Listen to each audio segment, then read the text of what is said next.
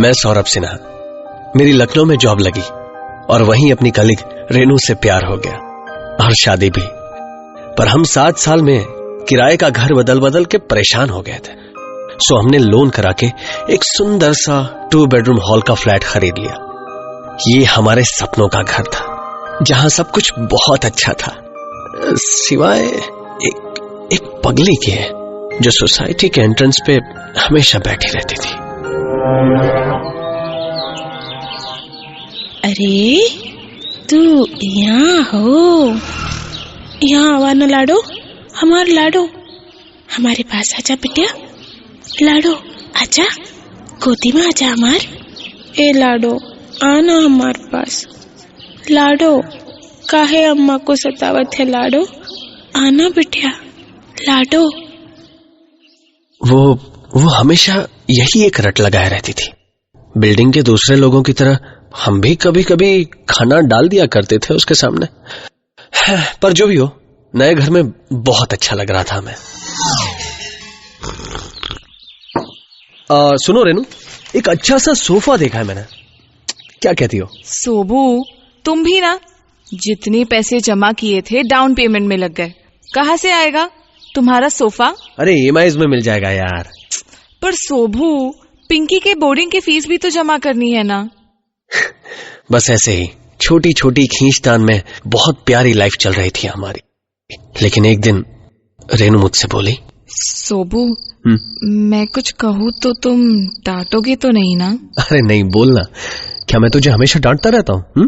नहीं, थोड़ी अजीब सी बात है ना, इसलिए। अब बोल भी दे यार। एक्चुअली मुझे ना रात में किसी बच्चे की रोने की आवाज सुनाई देती है। क्या बोल रही हो? अरे यार, तुम औरतों का इंट्यूशन भी ना। हमारी बच्ची को कोई तकलीफ नहीं है हॉस्टल में, बेस्ट बोर्डिंग स्कूल में है वो। नहीं यार सोबू, मैं क्या पिंकी की आवाज पहचानती नहीं हूँ क्या? ट्रस्ट मी, वो किसी और बच्ची की आवाज थी। तो क्या शादी से पहले की भी कोई बेटी है क्या तेरी? है? तुम्हारी तो। अरे रुको, कहाँ भाग के जाओगे? अरे छोड़ो, अरे मजाक कर रहा था भाई। रुको। अरे दिल पर अरे लग गई। मैंने हंसी में टाल दिया, बात आई गई हो गई। लेकिन एक रात अचानक मेरी नींद खुली तो मुझे भी वही रोने की आवाज सुनाई दी।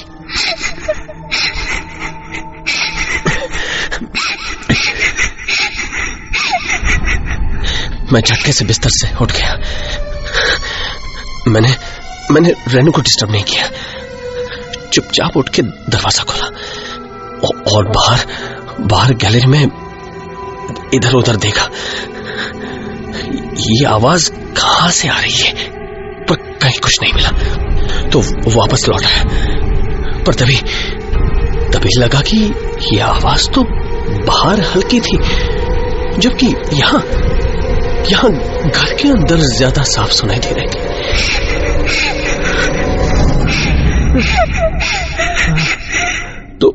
तो रेनू सही कह रही थी। मैंने अंदर जाकर रेनू को जगाया। रेनू उठो, रेनू। क्या सोबू, सोने दो ना, कल सुबह ऑफिस जाना है। रेनू देख, सुन, वही आवाज आ रही है। कौन सी? तुम्हें भी सुनाई दी? हाँ। यही तो मैं कह रही थी, कहाँ से आती होगी ये आवाज सोबू? तुम डरना मत। एक बात बताऊं? क्या? मैंने बाहर जाकर हर जगह देख लिया, पर ये आवाज शायद हमारे घर से ही आ रही है। नहीं, ऐसे मत बोलो सोबू। नहीं रेनू, मैंने कहा था ना, डरना मत।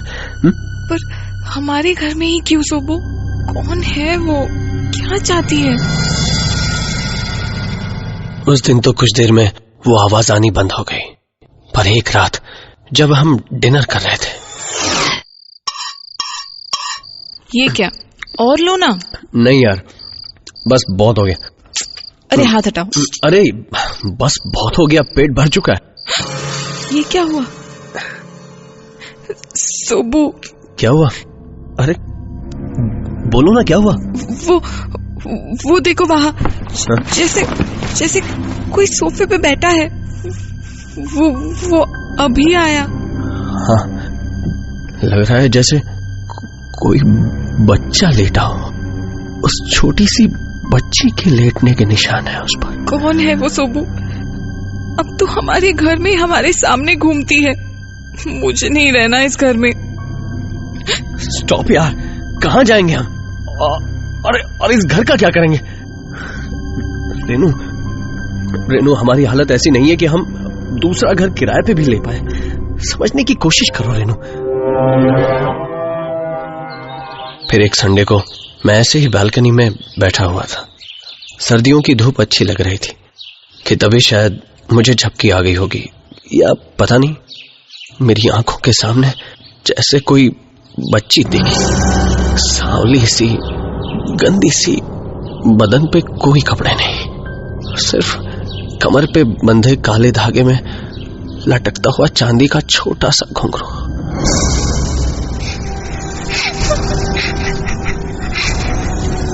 अम्मा, अम्मा, अम्मा, अम्मा। सोबू, क्या हुआ सोबू? सोबू क्या हुआ? कुछ नहीं, कुछ नहीं। तुम इतना हाफ क्यों रहे हो? और ये पसीना, तबीयत तो ठीक है ना? टेल मी सोबू। इट्स ओके, ऐसी कोई बात नहीं है।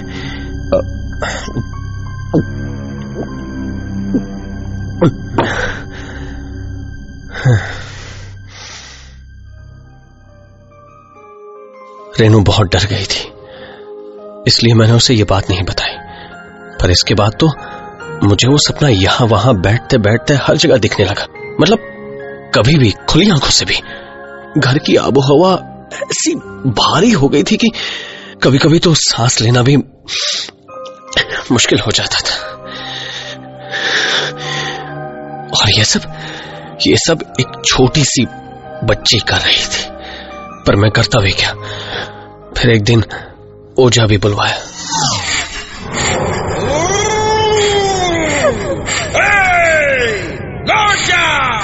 लौट जा इस घर से। छोड़ दे इस घर को, छोड़ दे।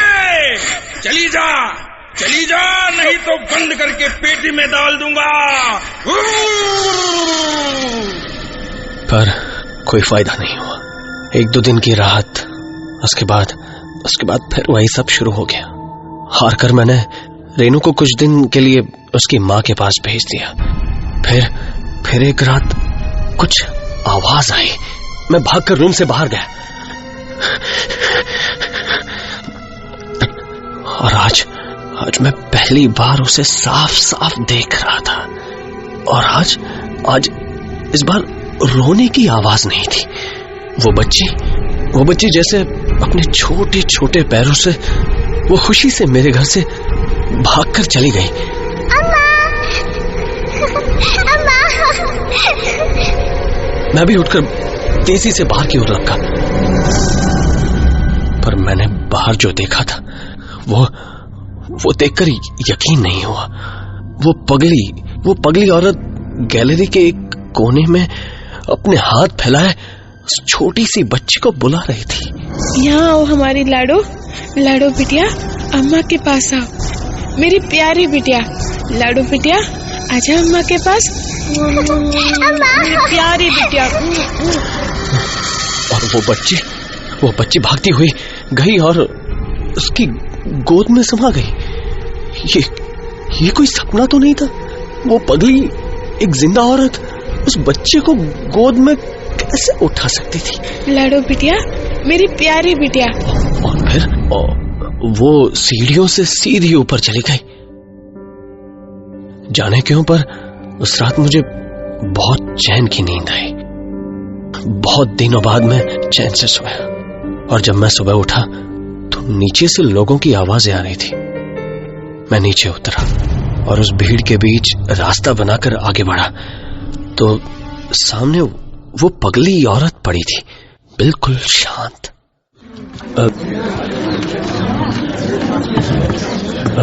क्यों भाई, ये कब और कैसे हुआ? सुबह निकला तो देखा यहाँ पड़ी हुई थी। रात में शायद ठंड में मर गई होगी। ये सब जो मैंने देखा था सुबह और रात को, उससे मेरा दिमाग चकरा गया था। पर शाम को मेरी पास की ही ए ब्लॉक की बिल्डिंग में एक बुजुर्ग से बात हुई। वो बहुत वक्त से वहां रहते थे। कौन थी ये पगली, जानते हैं आप? मजदूर थी। जब यहाँ काम चल रहा था CD और E ब्लॉक का, तो बहुत सारे बिलासपुरी लेबर काम कर रहे थे इस साइट पे। उन्हीं में से एक थी। इसकी एक छोटी सी बच्ची गड्ढे में गिर के मर गई थी। अरे कैसे हुआ था ये? अपनी ही माँ के आंखों के सामने। उस वक्त उसकी माँ बिल्डिंग में काफी ऊपर चढ़ी हुई थी, काम कर रही थी। तब यहाँ काफी सुनसान रहता था। आसपास जंगल झाड़ियां सी थी। मैं यहीं इस बालकनी के बाहर देख रहा था। मैंने देखा वो बच्ची रोती रोती अपनी माँ को ढूंढती हुई जा रही थी। अम्मा, अम्मा, अम्मा,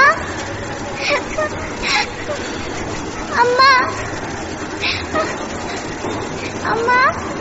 तभी वो अचानक गड्ढे की ओर मुड़ गई। मैं चिल्लाया, अरे कोई है उधर? अरे वो बच्ची गिर जाएगी। पर दूसरी ओर चूंकि काम चल रहा था कंस्ट्रक्शन का, तो किसी को मेरी आवाज सुनाई भी नहीं दी। पता नहीं क्यों, पर वो एकदम से गड्ढे के पास आ गई। मुझे समझ में नहीं आया कि मैं क्या करूं क्या ना करूं। मैं एक बार फिर से चिल्लाया, अरे रुक जाओ, रुको। पर वो तो बढ़ती ही जा रही थी। अम्मा। तभी उसका पांव फिसला और वो गड्ढे में जा गिरी। काफी पानी था उस गड्ढे में। मैं भागा, पर जब तक सीढ़ियों से नीचे उतरकर वहां तक पहुंचता, तब तक कुछ मजदूर पहुंच गए थे। लाडो, लाडो, अरे कोई बचा लो अपनी बिटिया को। लाडो, लाडो, लाडो, अम्मा आ रही है। लाडो, लाडो, कोई बचा लो बिटिया को, कोई बचा लो हमारी बिटिया को। लाडो, लाडो। अरे रस्सी डाल, अरे रस्सी डाल वहां से। कस के पकड़ा। हाली कर। अरे उतना हिलता ही नहीं। यहाँ लेटाए दो। पर जब तक उस बच्ची को निकाला, तब तक वो बच्ची मर चुकी थी। हाय रे लाडो, मेरी बिटिया, मेरी लाडो बिटिया, कोई नहीं बचाया उससे। लाडो, लाडो बिटिया। और आखिरकार उस पगली को उसकी बच्ची लाडो मिल ही गई। पर सच मानिए, अभी भी ठीक से यकीन नहीं होता कि क्या वो सच था। ये सब सोच के ही हैरत होती है। एक मन कहता है कि इस पर यकीन करो और दूसरा इनकार कर देता है। पर सवाल है कि उस बच्ची की आत्मा सौरभ के ही घर में क्यों आई?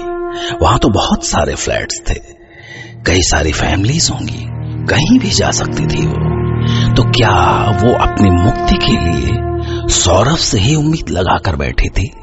क्यों? कोई जवाब नहीं है। क्या वो सच था?